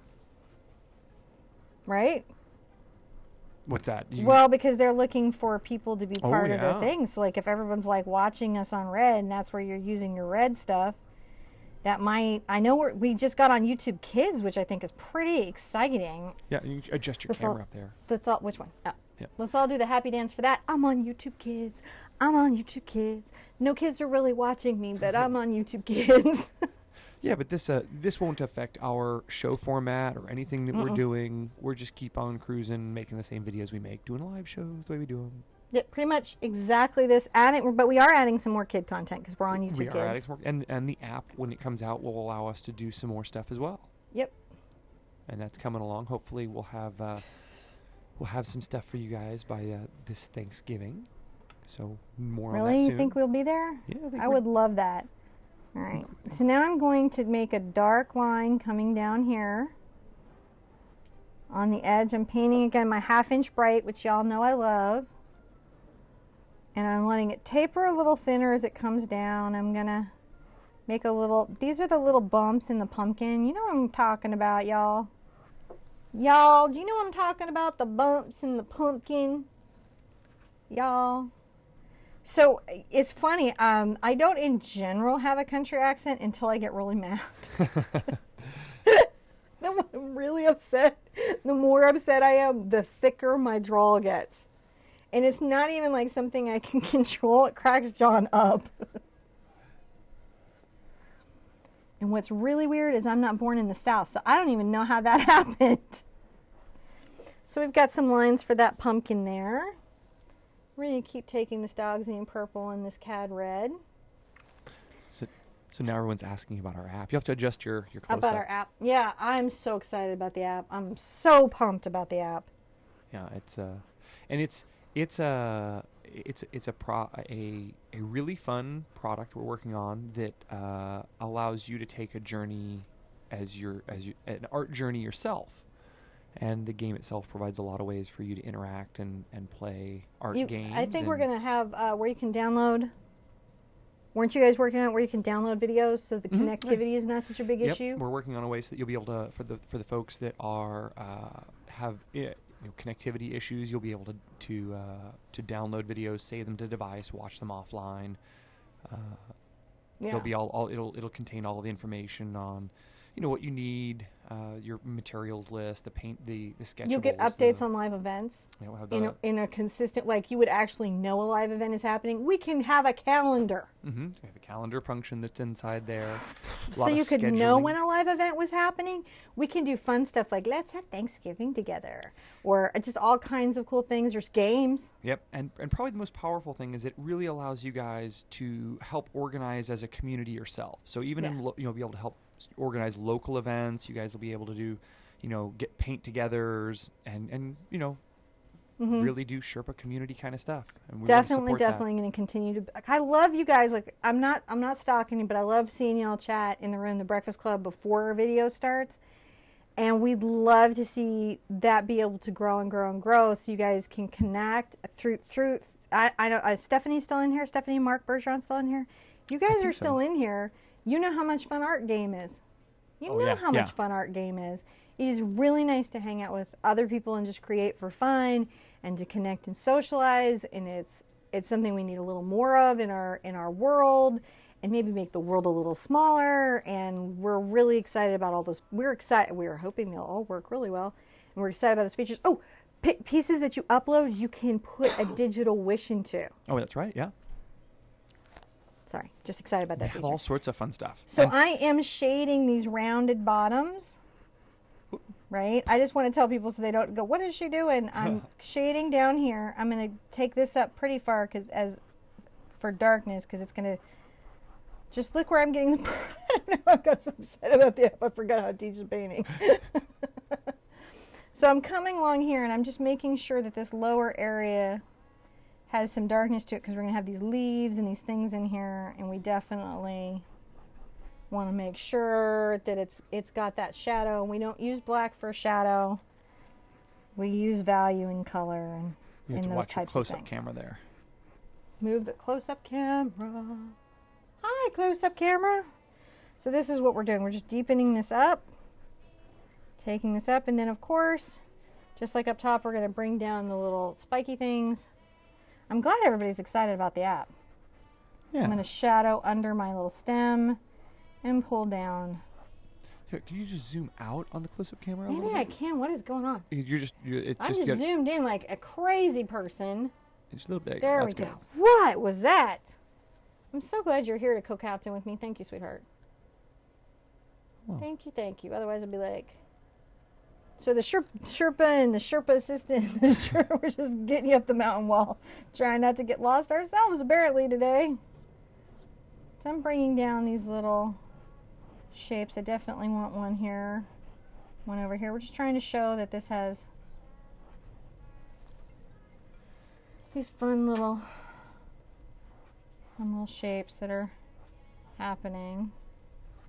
We have that in, and we're going to do this over here on the, you know what, it's just layering. This is going to be a gorgeous piece though when it's done. Gorgeous, gorgeous piece. Gorgeous, gorgeous piece. And I went out, took some of this color that I had over here, and I pulled it over to my blue. I'm going to come and just work these things out too. And that is fun for me as well.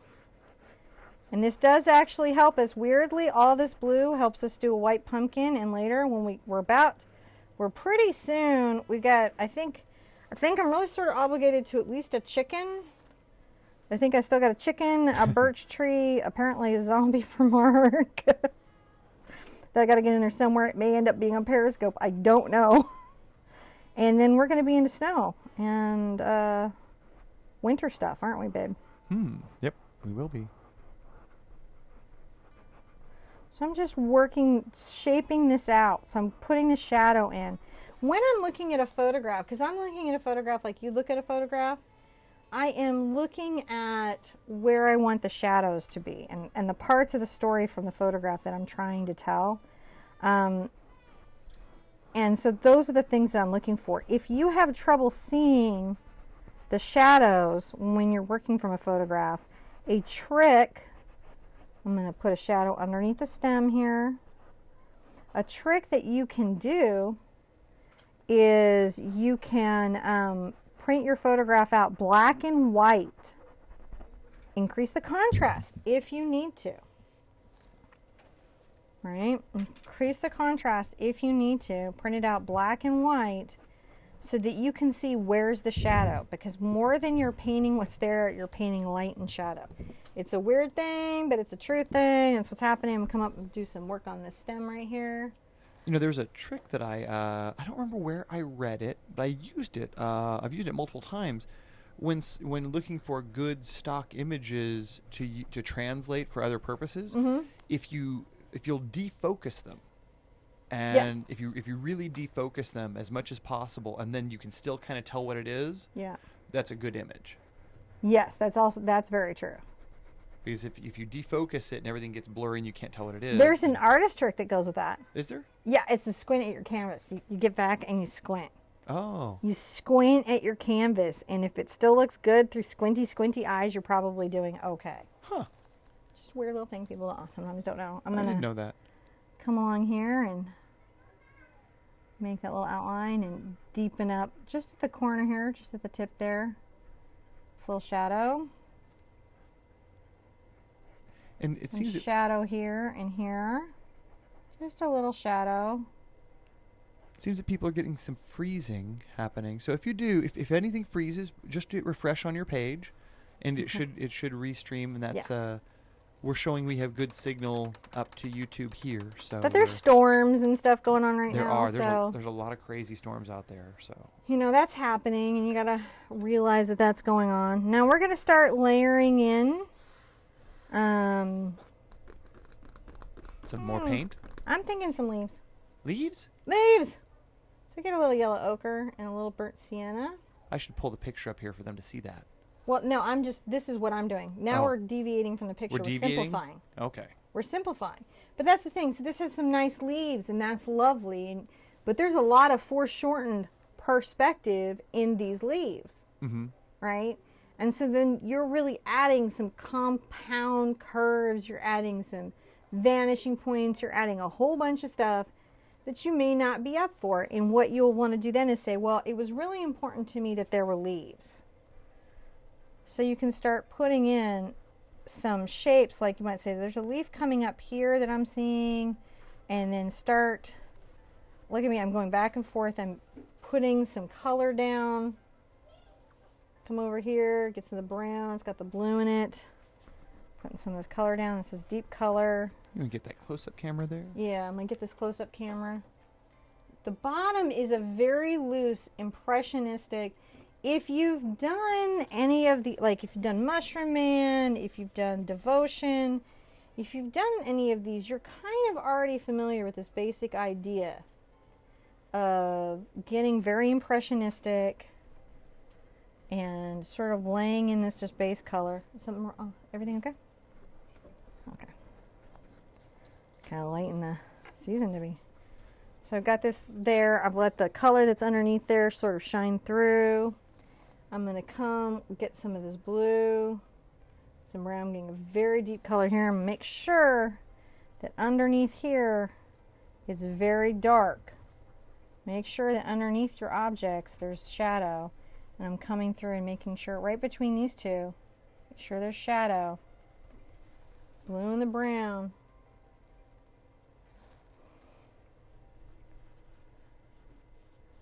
Alright, blue and the brown. A little shadow, take it down. Then I got the blue, the brown, and a little bit of the yellow ochre. It's going to make a deep green for me. We're going to build up from that. Alright, so I definitely want a little leaf coming up here that I might paint in more detailed. Not every leaf. Not every leaf. And maybe another one here coming up. More detailed. Mm-hmm. Right? So that's the trick. Some of the leaves you talk about in a more detailed capacity, but some you're going to leave where you're going to leave them where they are. Leave those leaves. And these are going to be very painterly in the same way that the pumpkins are. Mm-hmm. Right? And so that's a very important thing. So you're going to leave those there. Drop this in water, and we're going to start laying in our pumpkins. Now, Mona was asking, did you put the other small pumpkin up on Pinterest? The leaf one or the little picture one? Well, gosh, she didn't specify. I think I did the leaf one. I haven't put the, I just photographed the little pumpkin painting one. But you'll put it up here soon. Yeah, I'm going to put it up. Okay. I'm going to put it up. So, I just have been bad and have not. So let's work on our white pumpkin. So I've got a little of this blue-gray already over here, but you know, if you remember, that's a little bit of the brown and the blue, and you get the blue-gray. And I'm going to mix a much lighter color, but not all the way white. And I'm going to come here, and I'm going to just very lightly, can the up-close cam see it? Okay.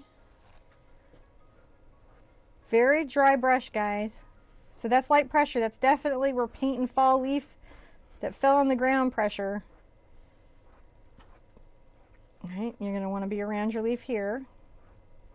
You're going to start putting this in. It's okay if there's little streaks of color on this. You want little streaks of color on this. You want it to have little pops of color. You don't want it to be that's a little bit too white, so go back and gray it out a little. So this is not white. This has got that blue-gray color in it, some purple in it, and you're just painting it out. Brush directionality is a big deal here. The direction of your brush is going to impact your outcome because that does tell some of your story. So make sure that when you're painting these pumpkins that you're painting the brush strokes the direction of the roundness of the pumpkin. All right, make sure you're doing that. I'm going to get a little, I've got this like yellow ochre in green here, and then I'm going to get a little white, and I'm going to add this to this pumpkin. You seeing this? I really like that yellow ochre and phthalo blue. Yeah, isn't that wonderful? Yeah. Just works it in there, get a little of this white, and it just makes a difference. Be funny to paint a scene of pumpkins on pumpkins, wouldn't it? Yeah. Now while we're at this, right, I want you to take some of the brown and some of the blue, a little bit of the gray. It's pretty dark, but it's not as dark as this color right here, and we're going to come up.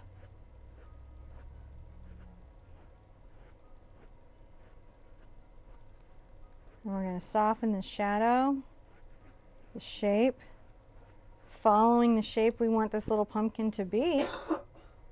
See, it keeps its shape. Those deep shadows keep there. The paint shines through. It's just about layering up that color. All right, now we're going to get in here and we're going to work some magic. Little blue, little brown. Come out from the stem.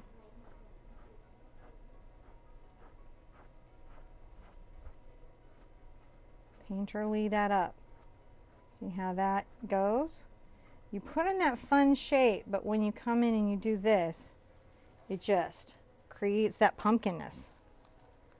Get your yellow ochre. I haven't even rinsed my brush. That's another important thing to pay attention to. I've got a little brown on here. I got a little bit of that on. Get a little of my yellow ochre.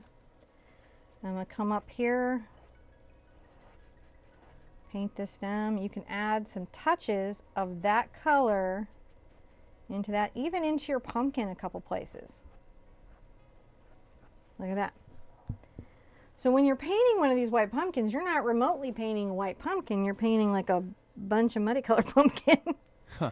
But it's a lot of fun. How's that looking on camera, babe? It's looking pretty good. We want to see it up close. Now I'm working my brush to work the shape here. It's a thing that you can do. Oh yeah. See if we can. Yeah, you got it. It's so much glare. No, it actually shows quite nice. It depends on which way you hold it. No, you got it good. Okay. So you can kind of see that. It's really nice in real life. And then you can always come back with just a little yellow ochre and some white. I still haven't rinsed my brush. I don't want it to be perfectly pure, but you can add some little highlights. See that, John? I do. Okay. Because sometimes when you see it, they can see it. And I can't hear them because we took my comment I thing took away. your comments away because you spent too much time reading comments. I did. And I hear you. I feel like that was true. I'm going to work this pumpkin right here. I'm going to work this little edge here. Come here and find that definition. Look at that. Pop that pumpkin. Pop it.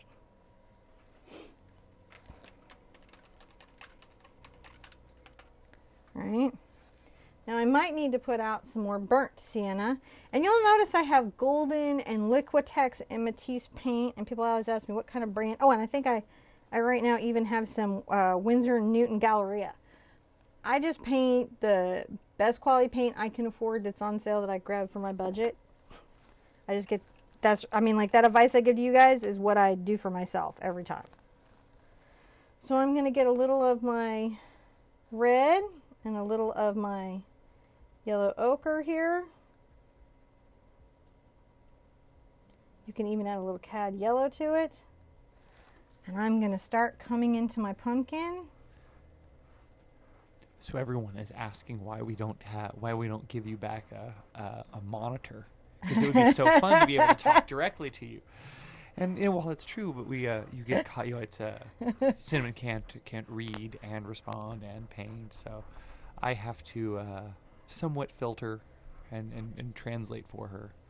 So, but we do have after events and question and answer sessions. Yeah. So you would pull your close-up camera up a little bit. I think Yeah. maybe. So I'm working this orange. I don't know if he's seeing all the tonality of this. I've got a deep cat, and the trick is going to be keep track of, as you're putting this in, where you put your nose, where you put stuff, because for a minute, until you get all the values and tones, stuff's going to look like it's about to get real similar, which is where most paintings go wrong, and where it looks like we're taking a nose dab, no, we're going to pull it up, and it's going to be awesome.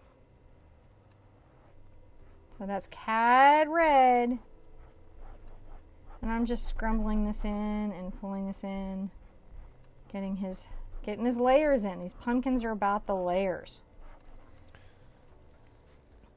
Yeah, we're definitely going to have to do another user-directed painting soon. Oh, are we? Yeah, are we hearing about that? There's a lot of. So when are we going to have another user-directed painting? Well, I will do that anytime. That's a lot of fun for me, especially if I have good connectivity and a good device. and you can pretty much count on those happening like on holiday events or something where we don't have other things planned, like on Thanksgiving or we're doing a user-directed event on Thanksgiving. Like if we're gonna pop anything up on Thanksgiving, that's what it would be. Yeah, that's true. We we'll would just just paint be whatever everybody wants. Yeah. So there we go. See, that's starting to block in. You're seeing him become more orange. Do the same thing over here. So it's a little bit of the Cad Red and the yellow ochre. A little more to the red. My mom used to call this color a tomato rose. Was what she liked to call it. So we're just pulling this down. And it is really, really about, the layers. So this is, even though this is a very simple painting, if you guys have been painting with me at all a bit, or you're feeling remotely confident in painting, you'll be able to get through this. First time painting, you might want to do the pumpkin that Todd and Ian and I did. Mm-hmm. Indifferent pumpkin? But it starts those basic principles. It just starts covering the language of what you're doing. That way you're not trying to figure out so many things at once. But if you're struggling getting it to come out, it really isn't you. I promise you. It's just maybe you're taking on a painting a little too soon. That's okay though, because when did ever the qualification for a paint, when you're little, you just get crayons and you color whatever and you just go around and tell people, I'm an artist, right? Isn't that what you do? You color out. You've seen kids do this. They just draw what makes them happy and they show you and they go, I'm an artist. They don't question that. Adrian Kamel was just saying that recently on that Periscope, and I was like, preach, Adrian. That is exactly right. Kids don't question whether or not they're an artist. They know they're artists. Yeah. They got crayons. They made a picture. Evidence is right in front of them. Mm-hmm. Artists. Grown-ups, we question whether we're artists. I kind of like the pumpkins. I was thinking that they might look good on the dashboard. You want me to do pumpkins on your dashboard? I may try it. You wear me out. Paint your truck. Your truck remodeling. You're going to start doing a Periscope maybe of your truck remodeling project, aren't you? Of those in general, yeah. I figured I would just because I'm doing all sorts of vehicular nonsense. Yeah. That I was going to. But I have been using lots of your paint on my truck. I don't know if anyone's up for another truck because Trisha sent us that really cool 1957 Chevy in the snow, so we might have that coming up. I think it was a 54. But. Okay, there you go. All right, we're going to get some of these leaves in, I think it was a 54. I'm going to get some cad yellow and a little bit of phthalo blue. And I'm going to make a fairly dark green, but a bright green. And I'm going to come here and just along the edge of this, add a little bit of this green. Just just add a little bit of this better, brighter green. And I don't know if you can see it, if it's showing up. It is showing up bright. Okay, good. I don't take it all the way down the leaf. I'm layering these colors. Just adding this. I'm going to come back with a very bright color in a little bit. Very light color. But I want these to like show. There, you can really see it there over that dark. It's quite bright actually. That's my only thing. Yeah, I really think let's campaign for what is it? The broadcaster? Oh, the Black Magic cameras. The Black Magic, because we could not be more of a YouTube family. They should just send us. We should go like, I don't know, look like little forlorn puppies at the next convention. I don't know what our plan is here. I think we're doing okay. I think we're gonna be able to get some cameras here pretty quick. Sorry, I just want a better camera on my on my palette and on my up close. I just want like really good. So okay. I added a little yellow and a little white to lighten my value. I got so like caught up into please give me camera. I forgot what I was doing. I'll get the cameras. You paint the pictures. You get the cameras, I'll paint the pictures. Is that the business plan? Yep. It's so funny. There's a new person who came in here, Effie. Effie! And she was like, "Hi, Effie!" She was like, "I love the paintings. Who's the creepy voice? And what is going on here?" Is Effie still here? Yeah, she is. It's awesome, Effie.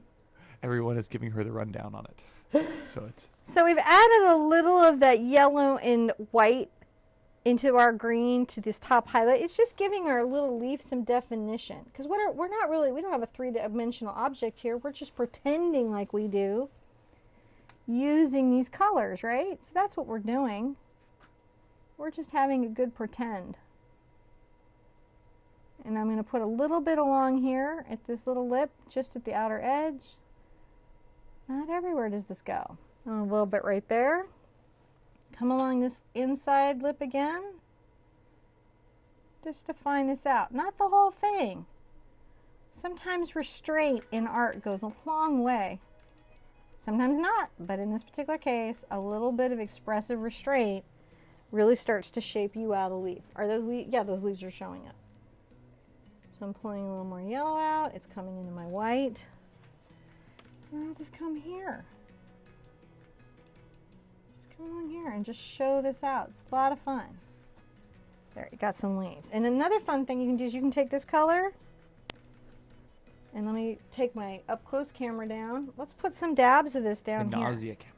Let's take our leaves and define them a little bit.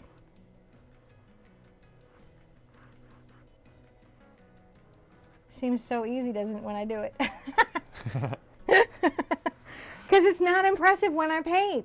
Seriously, paint anything. It's not impressive when I do it. It's impressive when you guys do it. And that's when it's exciting. Share pictures. Share pictures. That's when it's exciting. Post them up here. When you guys see me go, diddle-diddle-lip, diddle-diddle-lip, make the sound effect, it will help. And you guys pull it off, then it's awesome. Yes. So I'm going to come up here.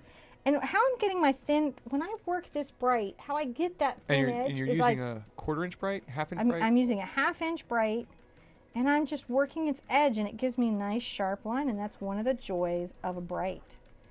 And one of the great things about having such a deep dark color on these leaves, that when I go over them with this bright color, it just pops them.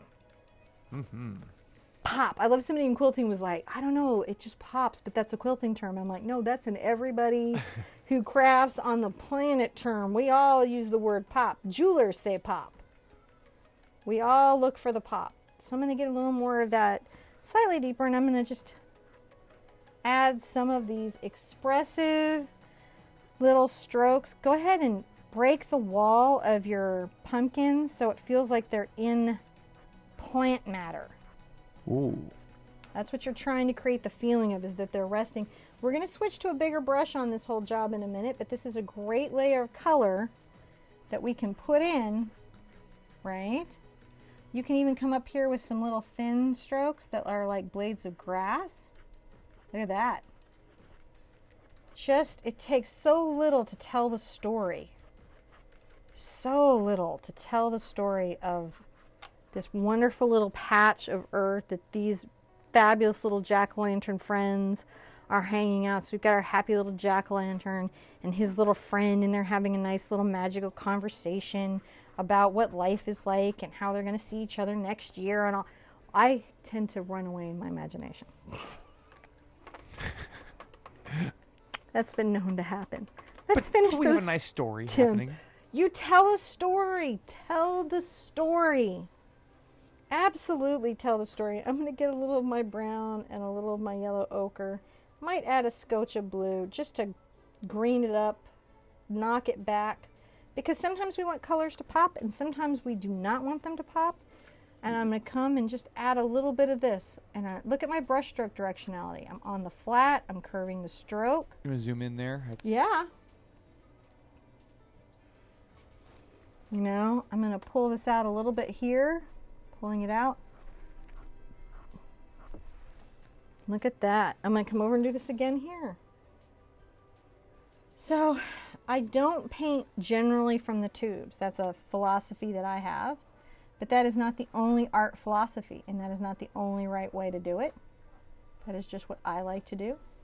I can sometimes paint directly from the tube if I want to create a color surprise or I want to really create some intense pigmentation or vibrancy. I might sometimes use pure pigment from the tube. Let's start to glow up our friend's eyes here. We got a little scotch of the red over here. And we've got, oh, I got to get into my yellow without the green. We're going to get right into some yellow and make a very bright, bright orange. And I want to come in here. And I'm going to take this right here. And then I'm going to come in at the upper part. Take this right here. All right, we want the whole nose almost.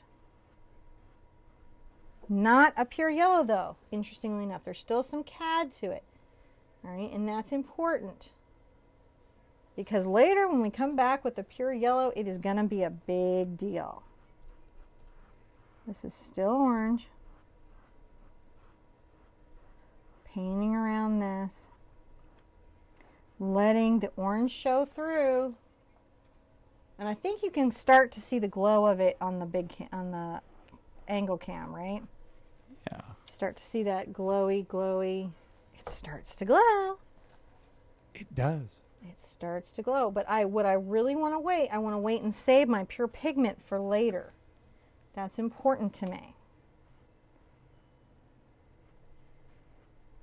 Now these, I'm coming in, really adding a lot of this bright color. Let a little of that deeper orange show through. I would have to say that we are beating the pun of pop in the chat channel over here since you have brought it up. The what? Everything pun? is popping. Pop. Yes, everything is popping. Popping! Popping like popcorn. Oh yeah, and there's been warnings of stop it because people are now getting hungry for popcorn. Oh, I am too, guys. I'm with you. I'm so hungry for popcorn. Now, pull out some of your pure yellow. You want pure pigment. If you have to put out fresh paint, put it out. You know, if That's paint the cad management yellow? got away from you, some pure yellow. Cad yellow, right? Cad yellow, real deal. Because it pops. Because it pops. And just in the upper part of this eye, just coming down. Can we really see this? Can we see what I'm doing? We're just kissing it with a little bit of this. It just makes such a difference. Oh my goodness. I love it. It makes me so happy. And then maybe a little in our nose. Then right here. That pure yellow. Pulling it up right here, this corner of the mouth. I'm going to really work this.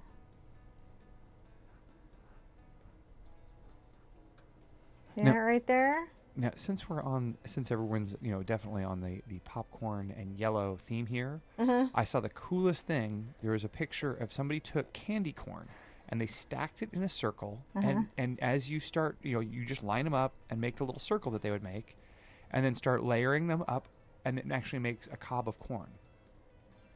I would just eat that. It's just crazy. I would just make myself sick. So All next right, time add you're a little of this glow to your eyes while John's making us all like have some sort of insulin crash from thinking about candy corn. from thinking about candy corn.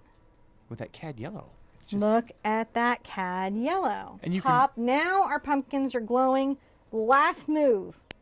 This is like the karate chop right here. Pull a little of your titanium white out.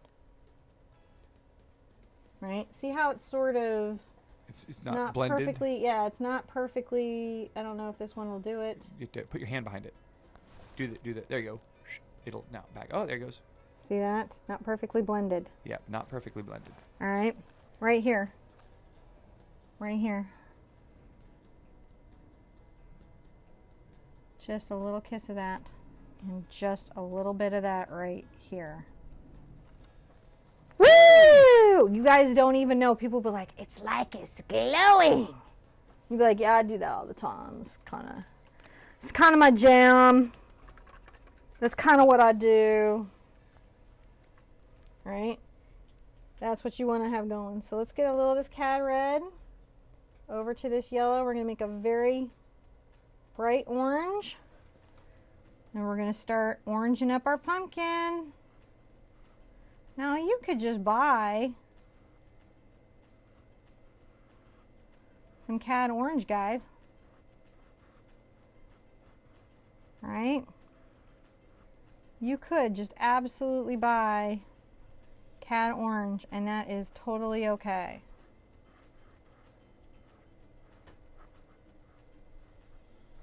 What I'm doing is I'm always I'm going to try to show this to you as I leave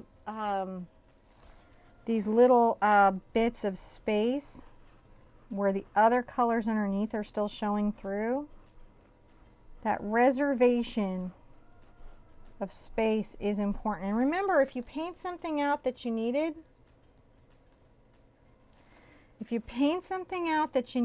you can always go back to put it back.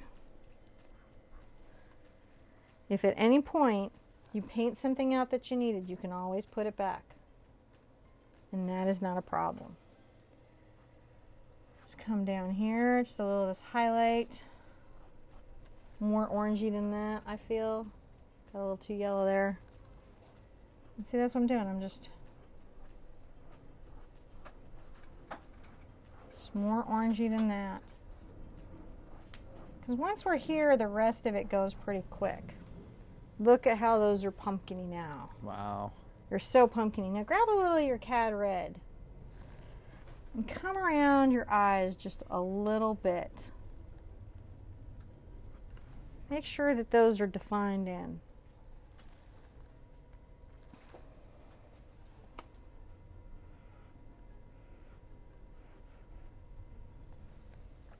All right. Just give a little bit of that here and there. And the next thing, and this is be kind of a weird thing, don't get in my coffee. I'm going to go back, I'm going to pull a little of my yellow out, add a little orange to it. It's just a little oranged up, a little white. It's almost like a peach. And I'm going to try to make sure that this inside lip is still looking pretty good.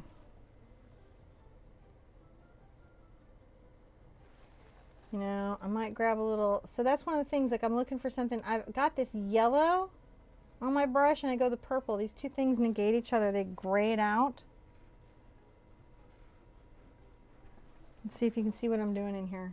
Trying to make sure that my eye has that pop.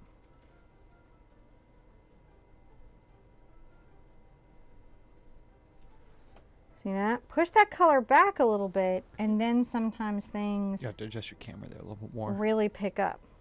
You move the camera over there a little. A little bit more there. There you go. Rinse, rinse, rinse, rinse, rinse. This value I now want to be greatly lighter than the rest of my canvas. So I'm going to pick up this soft color.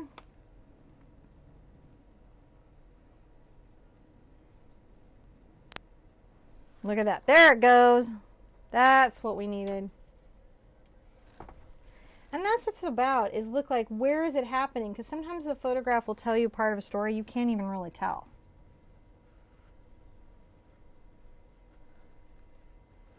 So on the CAD medium, someone was asking, why is the CAD medium so light? Which CAD medium?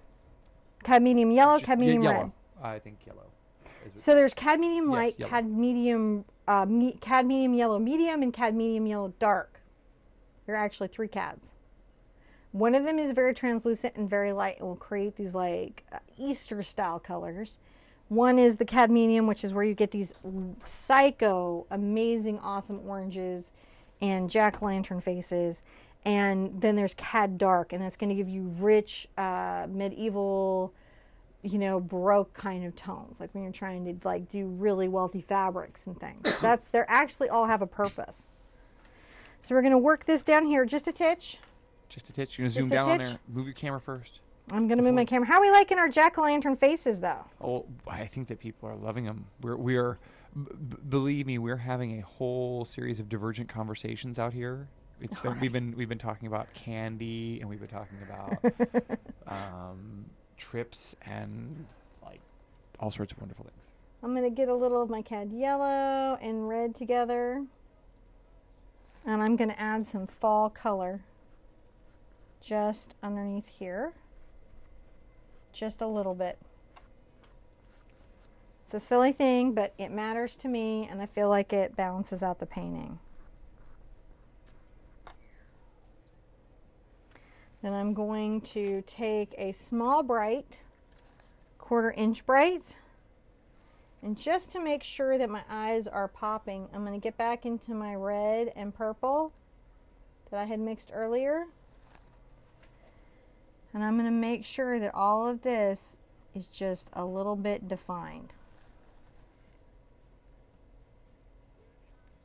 I don't know if everyone can see that. Is the camera where it needs to be? Yeah. Is this camera where it needs to be? There. Let's just make sure that these are defined. And this is not necessary. This is about graphic design sometimes. Just giving a little lining there. Just a little bit. That really looks cool. See, that really helps it. And you just want to take that extra little step, if you can. And then you're using a lot of that purple there. Hmm? You're using a lot of the purple there. Yeah, I'm coming back with a little purple and red. Almost like, you can almost think of it as like eyeliner. Yeah. Too much water in my brush, pull that to the side, get some more red. And what consistency are you looking for there? I'm still going for that fluid olive oil consistency. I've heard people, heard different artists describe it, but it's basically just a very fluid liquid eyeliner consistency. I'm going to add a scotch of red to my thing. So you can see how those lines start to help those eyes do their thing. They pop. The dioxazine purple versus cadmium yellow creates some very interesting color events visually. You know, if you dim the lights, you're gonna see your pumpkins glow. Without glow paint. We have black light. We do. I don't think it'll do a black light glow. Nah. I'm gonna just make sure that I've got a little definition here. Maybe a shadow there. See how that pops it? You know, I'm looking for these spots, and I'm just taking my time with you guys today. We're getting a little more into how I finish pieces. This is a little bit like, sometimes, you know, you get people through a lesson to a place where they can be really good, but on this one I want to kind of show you some more of the finishing tweaking, because we're almost done. Getting close. We're almost done. I wonder how everybody liked it. Everybody liked today's. I'm getting there. How's everybody doing? If they had Pretty good. fun? We have some new viewers in here. We have new viewers. Who came? Kate joined us. She Hi, was Kate. just saying that she was using her dad's account, who had a very interesting and colorful name too. Her dad has a colorful name? Well, you just introduced. It was one of those. It was like Psycho Tim Brooks 2008. And so it was like, hey, Psycho. You just gotta wonder about Kate's dad there. What YouTube alter ego does he have going on? It's pretty awesome. Really is. So, you know, go ahead and enjoy this and work this to help define, you know, this space that you work so hard to create. We're going to come here and... I love it's Flame and I really enjoy how that eyeliner makes those pop. It just pops, right? It just is popping. And that's at the end of the day what you really want to have happening with your project is that you want the pop. And that's, you know. Look at that. I'm loving it. I think it's pretty. I'm going to add some purple here. This is something I always do as an artist, is I always try to take colors and pull it through my space as it's reflected light. It's a trick of the Impressionists. I'm going to add a little sparkling of that there, which I think is very nice. Ooh. What do you think? I think I see something I have to have, and then we're good. Yeah? Because if this pumpkin were glowing next to this pumpkin,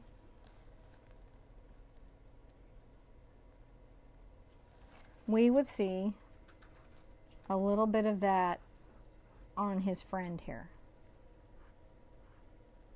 That would be affecting the world around it. Just a little bit. What do you think of that? That's what it needed. Boom, boom, boom. See, because this light reflects here, it makes this light. The story of the light reflecting here makes this light more believable. Yep, it certainly does. Doesn't it?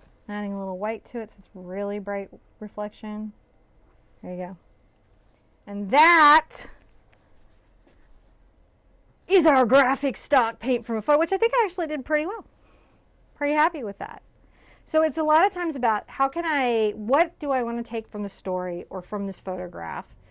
And you're not really generally trying to tell a story of high realism. I mean, you might be, and then there's a different series of processes that we do, which is we sketch it in very well, and we do a umber tonal study, and then we paint in glazes, which is almost a grisaille, and it's a whole event, and we're about 6 to 8 hours into the painting. Crazy. It's crazy. Crazy. To do like that is, you know, you're into many, many hours of labor, but this is how we take a painting that emotionally impacted us, and we look at that photograph, and then we translate it to this, and we take what was important away from that photograph and put it on the canvas, and all our friends are like, oh, I love it. And think about this. Now you're so set up, you can have what? You can have Halloween art. Wow. How awesome are you? You can just be like, I throw up this art for Halloween, and this is my Thanksgiving. Because you could paint this again, no faces. It's Thanksgiving art. Mm-hmm. You know? So, but that's the process of how you do that. And everybody out there is voting for us just to do this over right now, again, live. Do what over again, live? Just start over. Just need to paint the whole thing over again. Just start over. To paint them without the faces? Yeah, they just want to paint again. They just want to do it again. Well, tell John to add a bat cat. I mean, you guys all saw bat cat, right? Cat bat? Cat bat. Cat bat. Bat cat. Bat cat. Something like that. Kawaii. It's kawaii. I'm okay. What we'll do is we'll Tell him to get bat cat up because you guys Yeah. want to do this cutest thing ever. we'll get that up. We'll get that up. I want to see you guys at the easel really soon. Be Yeah. good, be happy, be kind, be loved, be creative, get great sales on your art supplies. And maybe, everyone's asking for us to jump over and do a Q&A after this. So we'll go ahead and we'll do a quick Q&A. All right, we'll do a Q&A. Yeah. We'll do a quick Q&A, but I get a bathroom break because, Yep. oh my gosh, I drink a lot of coffee. We'll get it all spooled up so you guys...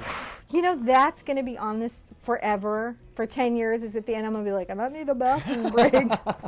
That's YouTube awesome sauce. It is. It's like when I'm on Lindsay's, they're like, what's your background in art? I don't know. I like to paint for like my whole life. Not like, I've been in these shows, I studied here. None of that. None of that. I was like, I like to draw.